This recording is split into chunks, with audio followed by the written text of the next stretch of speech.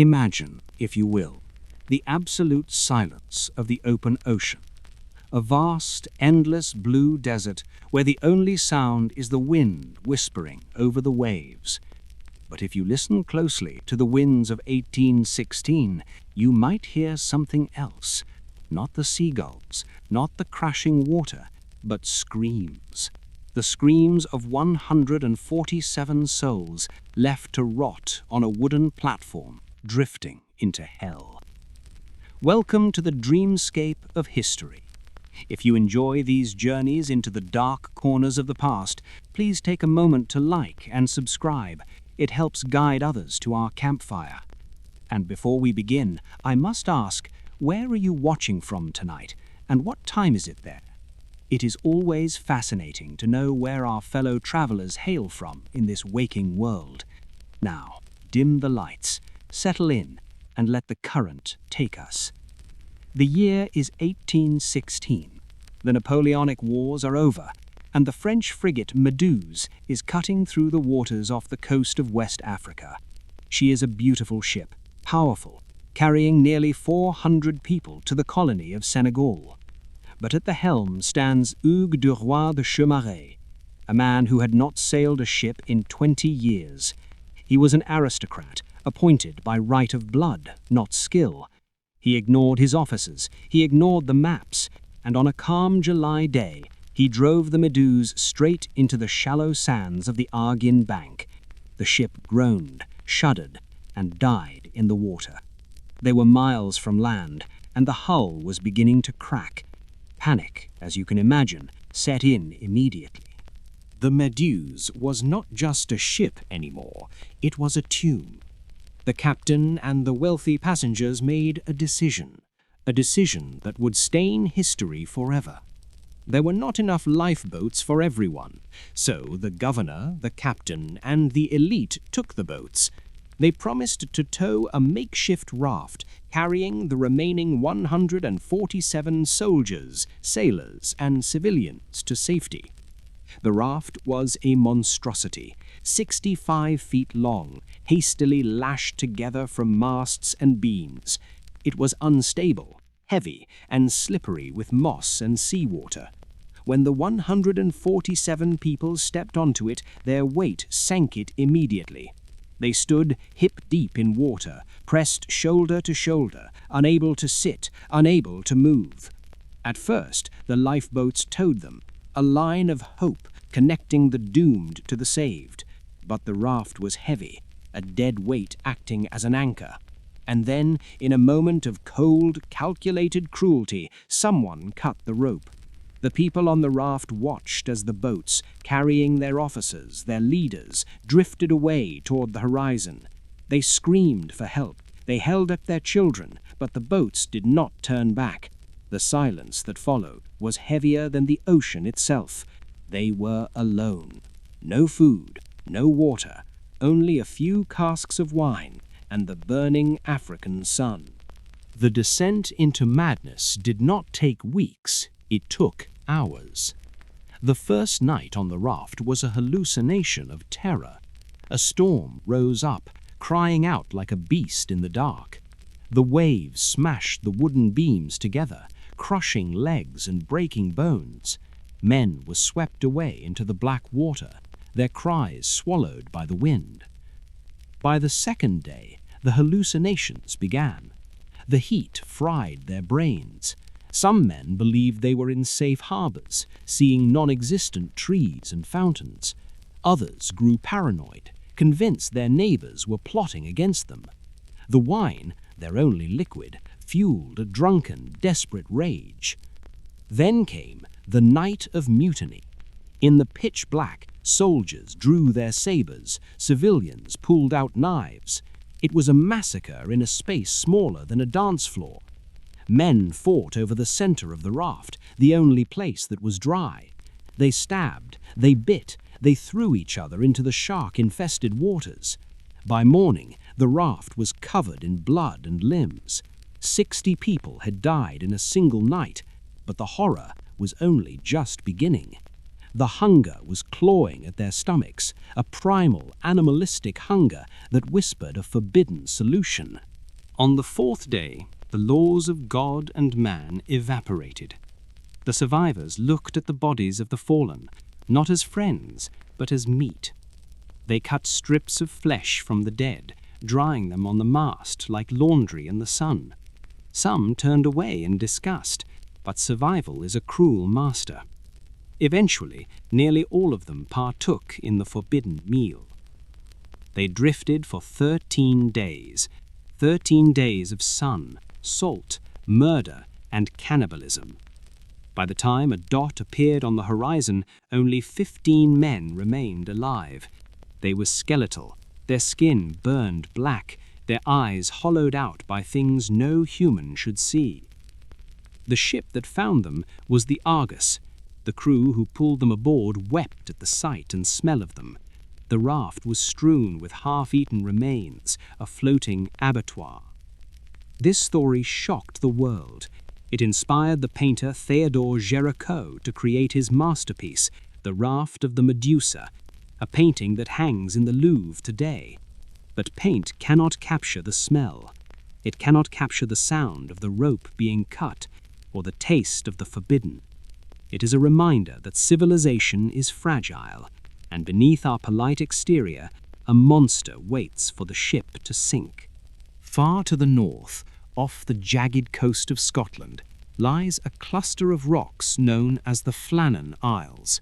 They are also called the Seven Hunters. They are desolate, unforgiving, and lashed by the freezing Atlantic. For centuries, sheep farmers believed these rocks were home to spirits, little people, and ancient ghosts. They would never stay the night. But in 1899, modern man tried to conquer the dark. They built a lighthouse, a beacon of science to cut through the superstition. It is December, the year 1900. The relief ship Hesperus is cutting through the grey waves, carrying supplies and a relief keeper, Joseph Moore. As the ship approaches the island of Eileen Moore, something is wrong. The captain, James Harvey, looks through his spyglass. The lighthouse, normally a towering guardian, is blind. The light is out. There is no flag flying on the staff. There are no keepers walking the gallery to welcome them. Captain Harvey sounds the ship's whistle, a shrill scream that echoes off the wet cliffs. He waits. Silence. He fires a distress flare, watching the red magnesium burn against the grey sky. Still, nothing. The island is completely dead. A heavy sense of dread settles over the crew. Joseph Moore, the relief keeper, lowers a boat and rows toward the landing stairs. He describes the feeling later as an overwhelming sense of foreboding, as if the rock itself was warning him to turn back. Moore climbed the steep, slippery stairs, 160 steps cut into the cliff.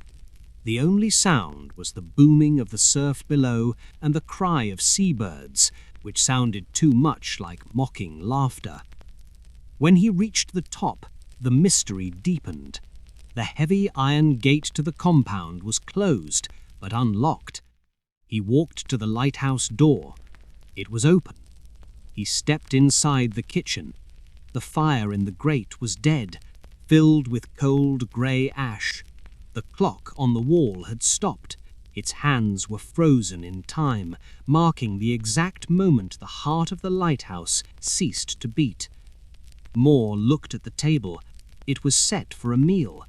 There was meat, potatoes, and pickles on the plates, but they were untouched. A chair was overturned on the floor, as if someone had jumped up in a sudden, violent panic. He called out the names of the three keepers, Thomas Marshall, James Ducat, and Donald MacArthur. His voice rang through the spiral staircase, bouncing off the cold stone walls, but no one answered. He checked the sleeping quarters. The beds were unmade, but empty. He checked the lamp room. The machinery was in perfect order, cleaned and ready to be lit. But the men were simply gone, evaporated into the mist. The search began immediately, but it only uncovered more unsettling questions. At the west landing, huge iron railings had been bent like twisted wire. A stone weighing a ton had been displaced. It looked like the work of a monster or a wave the size of a mountain. But the most chilling discovery was the logbook. The entries leading up to the disappearance paint a picture of madness. On December 12th, Thomas Marshall, an experienced, tough sailor, wrote about severe winds, the likes of which he had never seen in 20 years. He wrote that James Duckett was very quiet, and strangely, he wrote that Donald MacArthur, a brawler and a veteran seaman, was crying. Why was a hardened sailor crying about a storm? And here is the true horror. Weather reports from nearby ships and stations confirmed that on December 12th, 13th, and 14th, the weather was calm. There was no storm. The sea was peaceful. Yet inside the lighthouse, these men were terrified of a tempest that didn't exist in our reality. The final entry, scrawled on December 15th, simply read, "Storm ended, sea calm, God is over all." After that, silence. What happened to the 3 men of Island Moor? The official investigation concluded that a rogue wave, a freak of nature, swept them from the rocks while they were securing gear. They say the men were swallowed by the Atlantic, their bodies dragged down into the deep, dark pressure of the seabed. But that explanation does not satisfy everyone. It does not explain the overturned chair.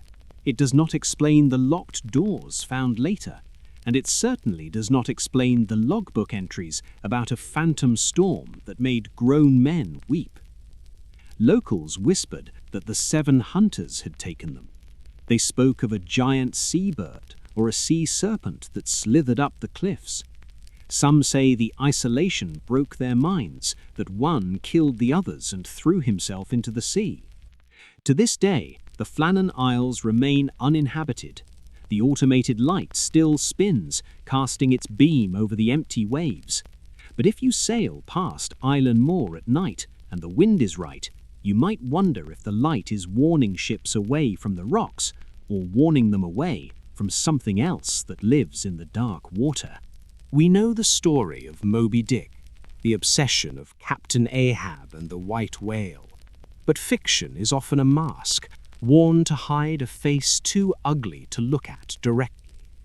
The truth behind the legend is not about obsession.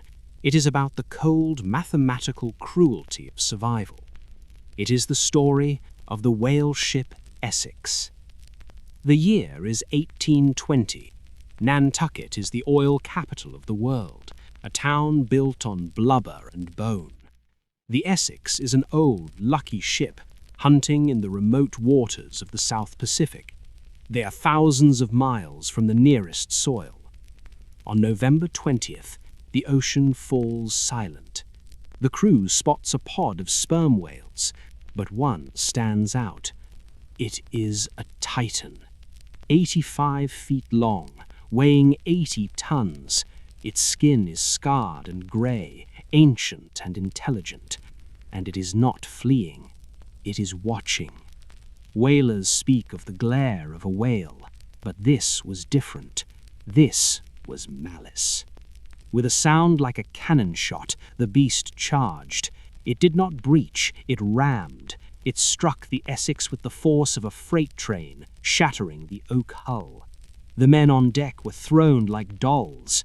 As the ship groaned and began to tip, the whale turned, swam out, and struck again. It was a deliberate execution. The ship sank in minutes, leaving 20 men drifting in 3 tiny, fragile whaleboats in the middle of the largest ocean on Earth. Now the nightmare begins. The 20 men gathered their meager supplies. They had a choice. To the west lay the Marquesas Islands, lush, green, and safe. But the sailors whispered rumors of cannibals living there, savage tribes who would eat their flesh. Fear is a strange compass. Terrified of a myth, they chose to sail east towards South America.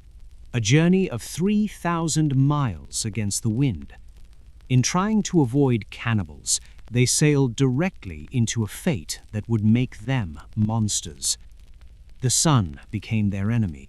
It beat down on the open boats, boiling the water in their cells.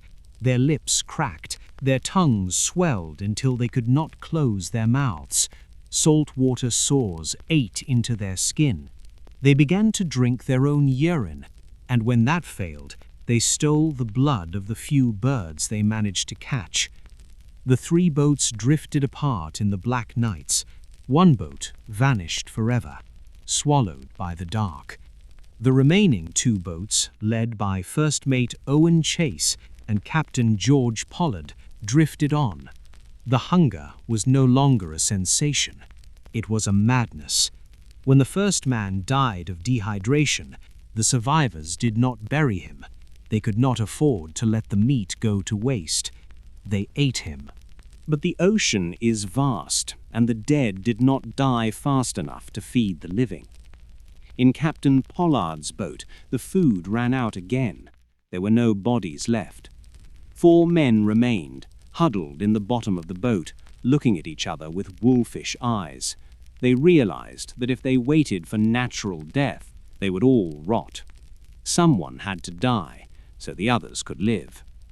They decided to play a game, the custom of the sea. They took a piece of paper, tore it into strips, and placed them in a hat. One strip was shorter than the others. The loser would be killed. The winner would be the executioner. The silence in that boat must have been deafening. The sound of the wind, the lap of the waves, and the rustle of paper. Captain Pollard watched as his young cousin, Owen Coffin, a boy he had sworn to protect, drew the short slip. Pollard cried out, offering to take the boy's place, but Owen, perhaps driven insane by the heat, or perhaps finding a strange peace in the end, refused. "No," he said, "I like my lot as well as any other." The next lottery was for the executioner. The lot fell to Charles Ramsdell, Owen's friend. Ramsdell wept, but he raised the pistol. A distinct crack echoed over the empty Pacific, and then the feasting began. 90 days. They were at sea for 90 days. When the ship Dauphin finally spotted Captain Pollard's boat, the crew almost turned away in horror. They saw 2 piles of bones in the bottom of the boat and 2 creatures, barely human, clutching the bones, sucking the marrow with a possessive animalistic growl. They did not want to be rescued. They did not want to give up their food. Captain Pollard survived. He returned to Nantucket, but he was a broken man. Every year, on the anniversary of the shipwreck, he would lock himself in his room and fast. Herman Melville, the author of Moby Dick, later met Pollard. He described him as a ghost, a man who had walked out of a grave that he had dug with his own teeth. The sea holds many secrets, but none as dark as the lengths we will go to keep our hearts beating for one more day. The summer of 1518 in Strasbourg was not a season of warmth. It was a furnace. The air was thick with the smell of sewage and sickness.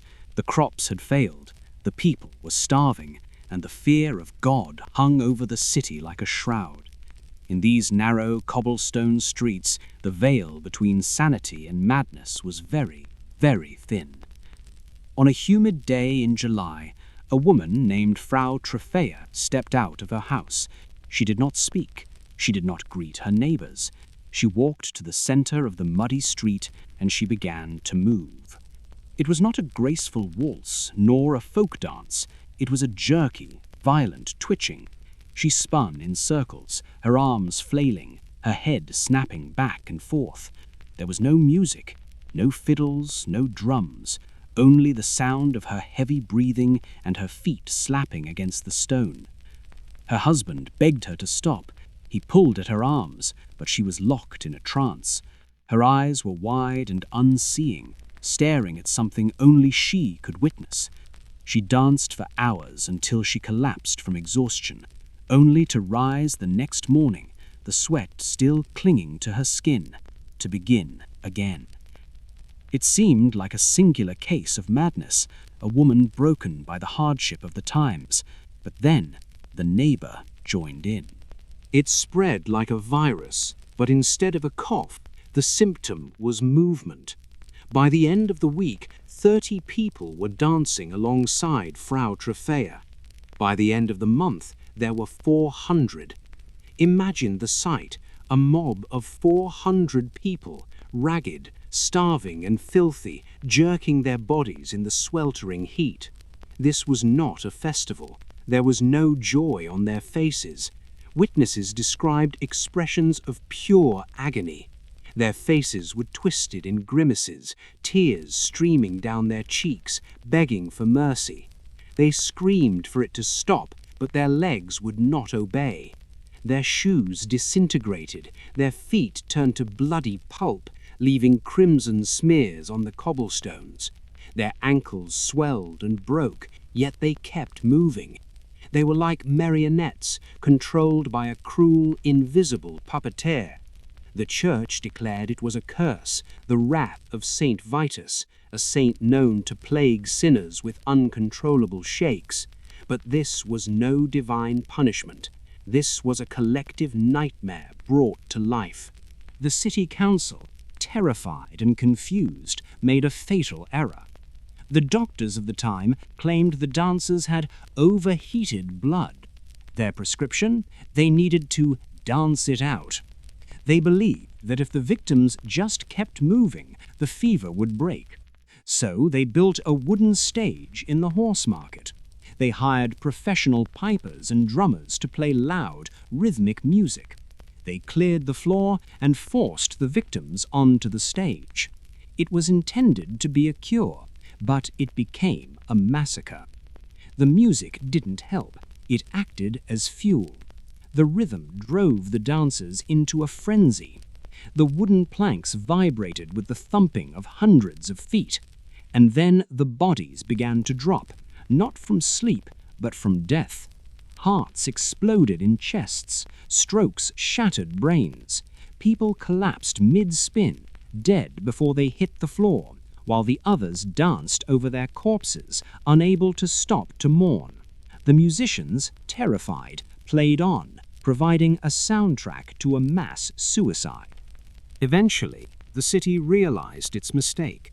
They tore down the stage, they loaded the survivors into wagons and hauled them up a mountain to a shrine, forcing them to wear red shoes sprinkled with holy water and oil. Finally, after weeks of horror, the dancing stopped. Historians today call it mass psychogenic illness. They say the stress of famine and plague caused a collective mental breakdown. The mind, unable to process the trauma, simply broke, and the body followed. Others suggest ergotism, a poisoning from moldy rye bread that causes hallucinations and spasms. But neither explanation truly captures the horror of 1518. It is a reminder that the most terrifying monster is not a wolf, or a ghost, or a demon. It is the human brain. Under the right pressure, in the right heat, the mind can turn against the body, trapping us in a prison of our own making, forcing us to dance until we die.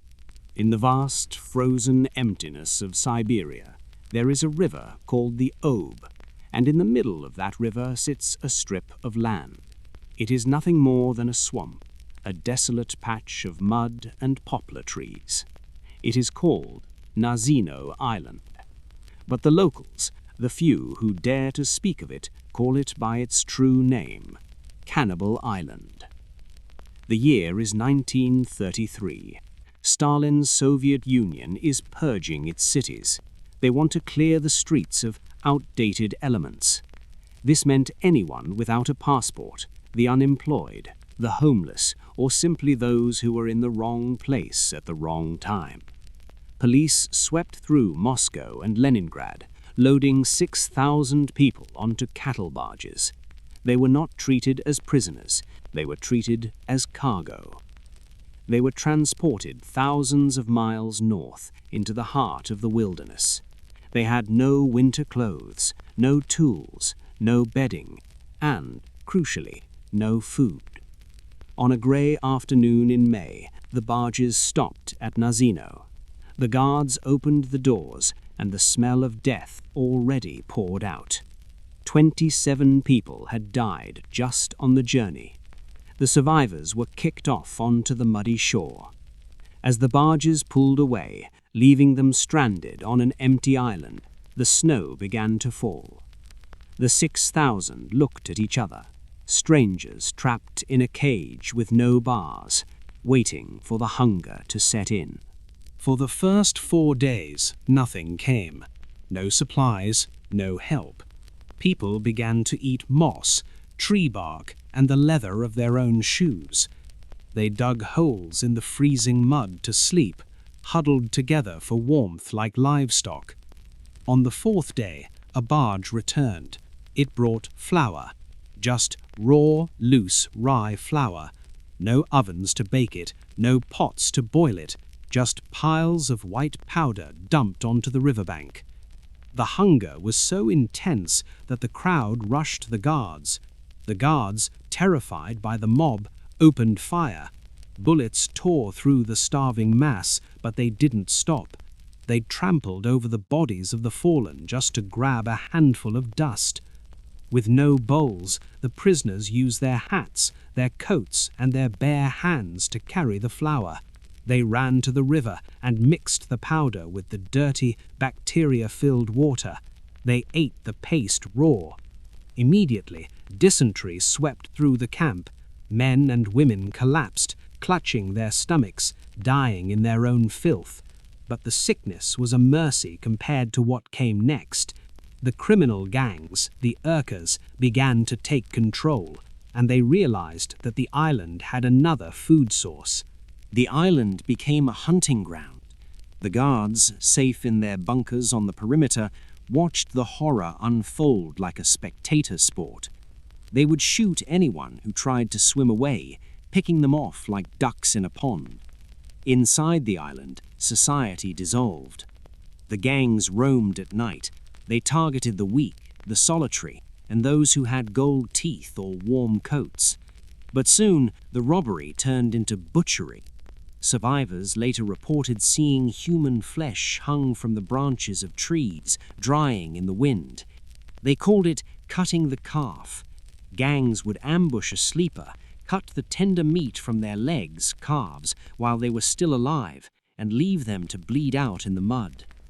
One famous account tells of a young woman, a beauty from the city, who was courted by a camp guard. He protected her for a few days, but one night, when he went away, the others came for her. When the guard returned, he found her tied to a tree. She was still alive, but pieces of her were missing. The hunger on Nazino was not just physical, it was a spiritual void that consumed everything that makes us human. By the time the Soviet authorities realized the scale of the disaster and evacuated the island, barely 2,000 people remained alive out of the original 6,000. In just a few weeks, 4,000 souls had perished. The health officer who arrived to inspect the island was horrified. He found bodies scattered everywhere, gnawed bones, and faces frozen in screams. The report he sent to Moscow was labeled top secret and buried in the archives for decades. The survivors were sworn to silence, shipped off to labor camps to die slowly, carrying the memories of what they had eaten and what they had become. Today, Nazino Island is overgrown. The forest has reclaimed the mud. The river washes over the bones that still lie beneath the soil.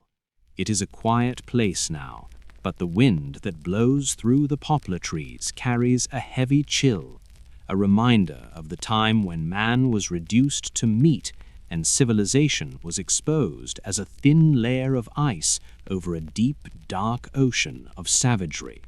In the high, rugged mountains of southern France, the mist clings to the valleys like a cold sweat. It is a land of deep forests and rocky crags, a place where shadows stretch long in the twilight. The year is 1764. The peasantry of the Gévaudan province are used to wolves. They are used to hardship, but they were not ready for the beast. It began in June. A young woman tending her cattle saw something emerge from the tree line. It was not a wolf. It was immense, as big as a calf, with a chest as wide as a horse. Its fur was russet red, with a dark stripe down its spine. Its tail was long and tufted like a lion's, but it was the head that froze her blood. Massive, flat, with jaws that could snap a human skull like a dry twig. The dogs, terrified, whined and fled. The bull of the herd charged the creature, keeping it at bay. The woman survived to tell the tale, but the next victim, 14-year-old Jeanne Boulet, was not so lucky. Her body was found torn apart, her throat ripped out with surgical precision. It was the first drop of blood in a flood that would drown the province in terror. This was not an animal hunting for food. It was hunting for sport. Panic spread like wildfire. The beast did not hunt at night. It hunted in the broad daylight. It did not fear man. It would charge into a crowd of peasants, snatch a child, and drag them into the forest before anyone could scream. It seemed to have a supernatural intelligence. It ignored the sheep. It ignored the goats. It only wanted human flesh, preferring the soft skin of women and children. King Louis XV, sitting in the opulence of Versailles, could not ignore the reports. A monster eating his subjects? It was an embarrassment. He sent his royal dragoons, the best soldiers in France. They marched into the mountains, drums beating, muskets loaded. They organized massive hunts, 20,000 men beating the bushes. They killed hundreds of wolves. They piled the carcasses in the town squares. But the attacks continued. The beast mocked them. It would appear miles away from where the hunters were. Witnesses claimed it could walk on 2 legs, or that it could survive a direct hit from a musket. One story tells of the beast standing on its hind legs to stare a man in the eye, shrugging off a bullet as if it were a pebble. The people began to whisper, this was no wolf, this was a loup-garou, a werewolf, or a demon sent by God to punish them for their sins. For 3 years, the slaughter continued. Over 100 people were mauled and eaten. The province became a landscape of grief. There were stories of heroism, like the young Marie-Jeanne Vallée, who drove a bayonet into the beast's chest, earning the nickname the Maid of Gévaudan. A statue of her stands there to this day. But even steel could not kill it. The beast always vanished, leaving only blood and rumors behind. Theories grew darker. Some believed the beast was a hybrid, a hyena brought from Africa and trained to kill. Others whispered about a local nobleman, a man with a strange fascination for the occult, who was said to control the creature. Was it a man in a skin suit, an armored war dog, or something ancient that had crawled out of the caves? The fear was so palpable that people stopped going to the fields. The crops rotted, the roads emptied. The beast of Gévaudan had achieved what no army could. It had paralyzed an entire region with the primitive fear of being eaten alive. The end came in June 1767. A local hunter named Jean Chastel, a man of few words and deep piety, sat in the forest to pray. Legend says he loaded his musket with a consecrated silver bullet melted down from a medallion of the Virgin Mary. Whether this is true or just a myth added later, we do not know. When the beast stepped out of the shadows, Chastel did not panic. He raised his gun. He fired. The shot hit the creature in the heart. The monster that had terrorized France for 3 years fell dead. They brought the body to the castle. It was examined by surgeons. They described a creature that defied classification: strange paws, unusual teeth, and a smell that was unbearable. They stuffed the body and sent it to the king, but by the time it reached Versailles, it was rotting. The stench was so foul the king ordered it to be buried immediately, without inspection. The physical evidence was destroyed. The mystery was buried in the ground. Was it a prehistoric survivor? A genetic mutant? To this day, zoologists and historians argue. But if you walk the woods of Gévaudan alone, and a twig snaps behind you, you might wonder if Jean Chastel really killed the last one. There is a stretch of coastline along Vancouver Island known as the Graveyard of the Pacific. The name is not poetic, it is a statistic. The currents there are treacherous, the fog is thick as wool, and the rocks hide beneath the waves like jagged teeth waiting for a meal. It is here, in this grey purgatory, that the SS Valencia met her fate, and it is here that she refuses to leave. The year is 1906, January. The Valencia is an iron-hulled passenger steamer battling a vicious winter gale. She is carrying over 160 passengers, men, women, and children, hoping to reach Seattle. But the fog, that thick, blinding shroud, stole the world away. The captain, blinded and battered by the wind, missed the entrance to the strait. He drove the ship straight into the sheer cliffs of Vancouver Island. The sound was deafening, iron tearing against stone. The ship didn't just sink, it climbed. The waves threw the Valencia up onto a rock ledge, leaving her stranded, battered by the surf, 50 yards from the shore. But those 50 yards might as well have been 50 miles. Below them was a cauldron of boiling white water. Above them, sheer cliffs. They were trapped on a metal island, shaking with every crash of the waves as the ocean slowly began to tear the ship apart. What followed was a tragedy of errors that turned into a massacre. The crew tried to launch the lifeboats, but panic and the angle of the ship turned the boats into coffins. One by one they were lowered into the churning water, only to be flipped instantly, spilling women and children into the freezing abyss. Or worse, the cables jammed, leaving the boats dangling vertically, dumping their passengers into the sea before crashing down on top of them. The screams were swallowed by the wind.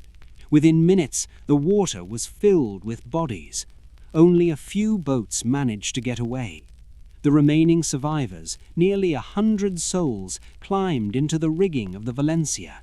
They clung to the frozen ropes, soaked, freezing, singing hymns into the darkness as the ship slowly disintegrated beneath them. Rescue ships arrived. They could see the Valencia. They could see the people clinging to the mast like insects. But the waves were too high. The rocks were too sharp. The rescuers could do nothing but watch. For 36 hours the survivors held on. Then the ship groaned one last time, slid off the ledge, and vanished into the deep. When the sun rose, there was nothing left but splinters. But the story of the Valencia did not end in 1906. In fact, that was only the birth of the legend. Almost immediately, stories began to drift into the port bars of Seattle and Victoria. Sailors passing the Graveyard of the Pacific reported seeing strange things in the fog. Fishermen would see a large steamer, battered and rusted, moving silently against the wind. They claimed to see figures clinging to the rigging, but when they hailed the ship, it would dissolve into mist. One terrified crew reported seeing a lifeboat rowing furiously toward them, manned by skeletons, only to vanish the moment it touched their wake. The Valencia became the most famous ghost ship of the West Coast. It was said that on the anniversary of the crash, you could hear the screams of the women and the singing of hymns carried on the wind. The locals avoided the area. They said the souls were trapped. unable to find the shore, destined to reenact their death for eternity. It was dismissed as folklore, sailors' superstitions born of rum and fear. Until 27 years later. In 1933, a full generation after the disaster, a fresh mystery washed ashore. In Berkeley Sound, a quiet inlet miles from the crash site, a lifeboat was found drifting peacefully. It was not rotten. It was not covered in barnacles. It was in eerie, pristine condition. The paint was still visible. The nameplate was clear. It was lifeboat number 5 from the SS Valencia. How could a wooden boat survive the crushing power of the Pacific Ocean for 27 years without rotting? Where had it been? Had it been stuck in a sea cave? Or had it been sailing in a different place, a place where time does not flow like it does here? The boat was empty, save for the silence. It was a physical artifact from a ghostly legend, a tangible proof that the Valencia had not finished its journey. The lifeboat was eventually placed in a museum, but even there, visitors claimed to feel a sudden, overwhelming chill when they stood near it, a cold breath from a grave that never closes. Edinburgh, the early 19th century, a city of two faces. On the surface, it was the Athens of the North, a center of enlightenment, medicine, and science. But beneath the gas lamps and the wet cobblestones lay a world of shadows and soil. The medical schools of Edinburgh were the best in the world. Students flocked there to learn the secrets of the human body. To learn, they needed to dissect. They needed flesh, bone, and muscle to cut into. But the law was strict. Only the bodies of executed criminals could be used for science, and there simply weren't enough criminals dying to satisfy the hunger of the doctors. This shortage created a new, ghastly profession, the resurrection men, grave robbers, men who watched the obituaries like a hawk watches a field mouse. They would slip into graveyards at midnight, dig up the fresh earth, and drag the recently departed out of their coffins. It became a war between the living and the dead. Families built watchtowers in cemeteries. They bought mort safes, heavy iron cages to lock the coffins underground. The rich could afford to protect their dead, but the poor were just raw material waiting to be harvested. Enter William Burke and William Hare. They were not doctors, they were not scientists, they were Irish immigrants living in the slums of the West Port. They were poor, desperate, and opportunists. Their journey into darkness began not with murder, but with a debt. An old soldier, a lodger in Hare's boarding house, died owing £4 in rent. Hare was furious. He looked at the body and he didn't see a human being. He saw currency. He and Burke took the body out of the coffin, filled the box with tanning bark to weigh it down, and carted the corpse to Surgeons Square. They knocked on the door of Dr. Robert Knox, a brilliant but arrogant anatomist. Knox didn't ask where the body came from. He didn't ask for a death certificate. He simply paid them £7.10, a fortune. Burke and Hare walked out into the night with heavy pockets and a dark realization. The dead were worth more than the living. But waiting for lodgers to die of natural causes was slow work, and greed is a fast-moving poison. They looked at the drunk, the frail, and the lonely, and they wondered, why wait? They developed a method, a technique so effective, so quiet, it earned its own name in the dictionary, Burking. They would lure a victim into the lodging house with the promise of whiskey. They would get them blindly drunk until they passed out on the bed. Then the work began. Burke would lay his heavy weight across the victim's chest, pinning them down to stop the struggle. Hare would clamp his hands over the nose and mouth. No screaming, no blood, no knife wounds. Just a slow, terrifying suffocation. When they delivered the bodies to Dr. Knox, they were fresh, pristine. The doctors were delighted. They asked no questions about why these healthy young people had suddenly dropped dead. They just paid the money. For 10 months, Burke and Hare turned the boarding house into a slaughterhouse. They killed 16 people. They killed a grandmother. They killed a young prostitute named Mary Patterson, whose body was so beautiful the students sketched her before cutting her open. They killed an intellectually disabled boy named Daft Jamie, who was known by everyone in the streets. The city was vanishing, one soul at a time. Their greed eventually made them careless. On Halloween night, 1828, they killed a woman named Margaret Doherty. But they didn't hide the body well enough. A pair of lodgers found her dead under a pile of straw at the foot of the bed. The police were called. The nightmare was exposed. The trial was a sensation, but the law needed a villain. They offered Hare a deal: testify against his partner and go free. Hare, the man who had suffocated so many, betrayed his friend to save his own neck. He walked free, disappearing into England, likely blinded by a lynch mob later in life, but alive. William Burke was not so lucky. He was hanged in front of a cheering crowd of 25,000 people. But his punishment did not end with death. The judge ordered that Burke's body be given to the medical school, to be dissected just like his victims. It was the ultimate poetic justice.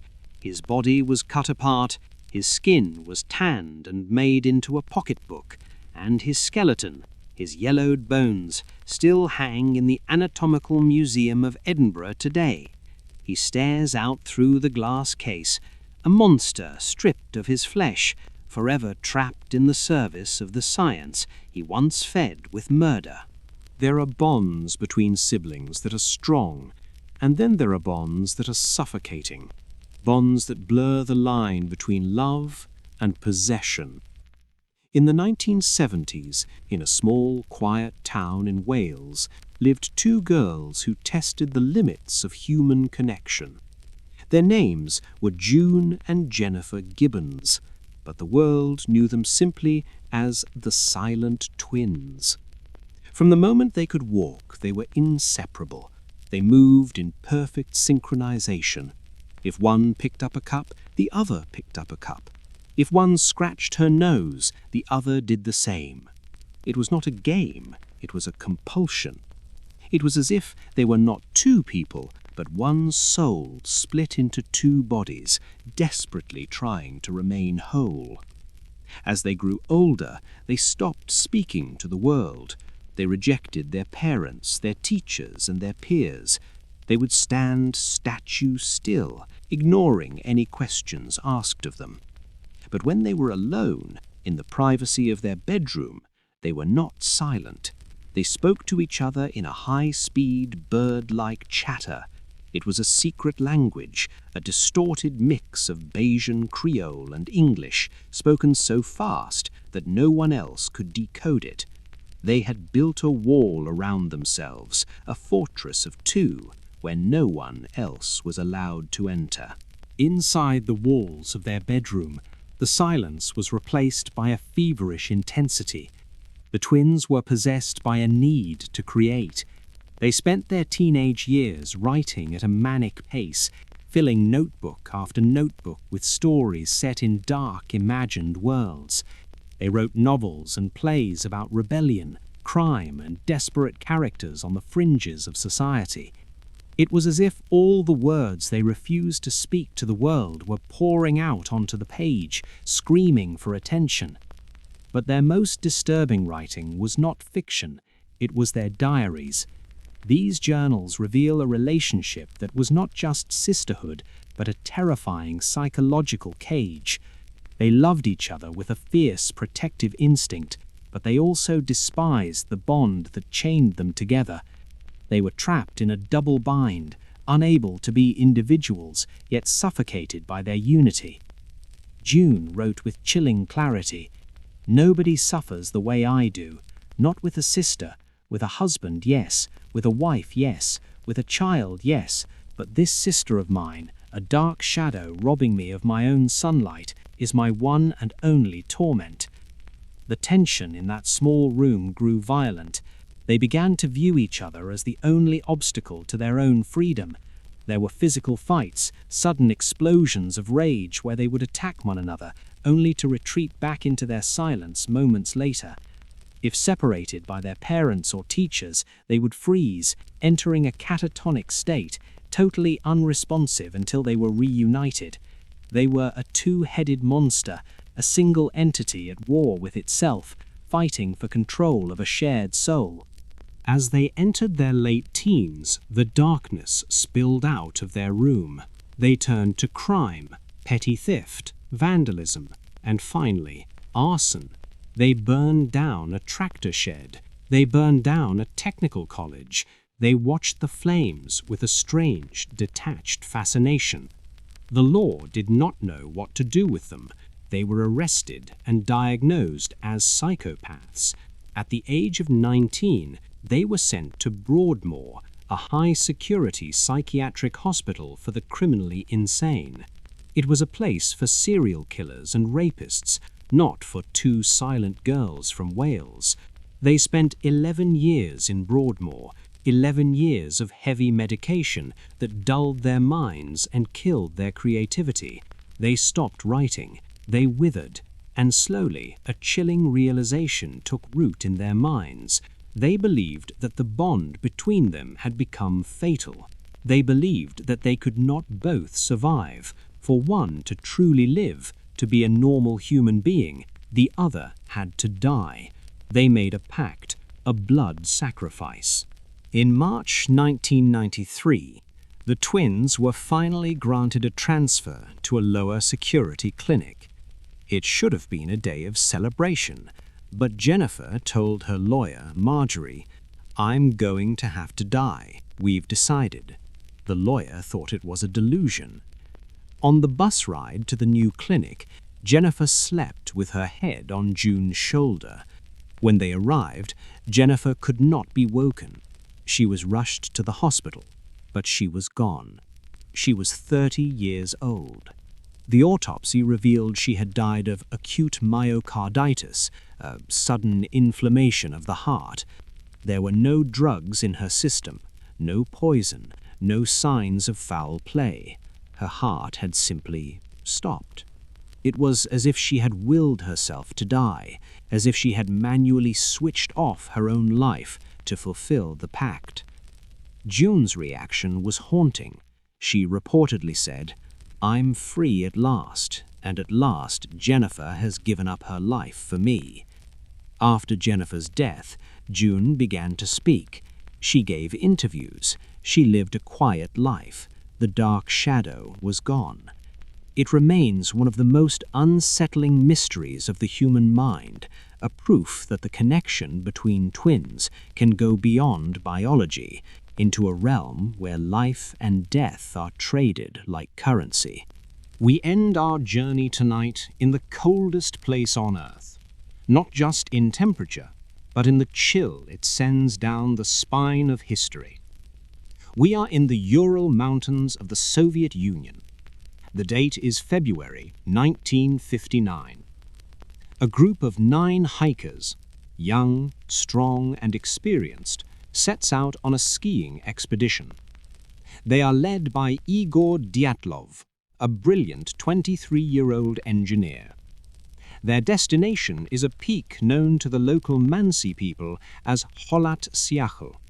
In the Mansi language, it translates to Dead Mountain. A warning, perhaps, that should have been heeded.